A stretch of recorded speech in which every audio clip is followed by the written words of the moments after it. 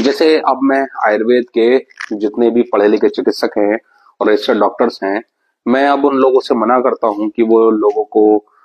ये कहने से वो रोकता हूँ मैं उनको कि वो नुस्खे और जो ये शॉर्टकट जो है वो ओवर द नेट या फिर लोग बताते हैं कि फला बीमारी में ये चीज उपयोग कर लीजिए, इससे ऐसा चमत्कारिक फायदा होगा। वो उनको अब मैं रोक देता हूँ कि आप अब लोगों को ये मत बताइए कि आप ऐसी चीजों का उपयोग मत कीजिए, क्योंकि अ,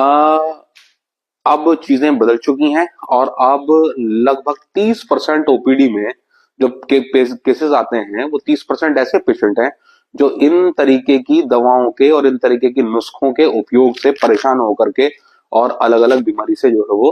परेशान होकर के आ चुके हैं। और उनके लिए हमें कुछ खास करने की जरूरत जो है वो नहीं पड़ती है, और बस केवल हमें जो औषधियों के दुष्प्रभाव को दूर करने के लिए व्यवस्थाएं होती हैं वो हमें करना है। देखिए, हम बहुत पहले से इन लोगों को समझाते चले आ रहे हैं, बताते चले आ रहे हैं कि आप ऐसे कोई नुस्खे, इस तरह से कोई भी चीजें जो है वो उपयोग मत कीजिए जो एक रजिस्टर्ड डॉक्टर से अलावा किसी और व्यक्ति ने आपको बताई हैं। लेकिन लोग नहीं मानते, लोगों को शॉर्टकट का जो है वो और नई चीजों को ट्राई आउट करने का लोगों का बड़ा एक जो है वो शौक बन गया है,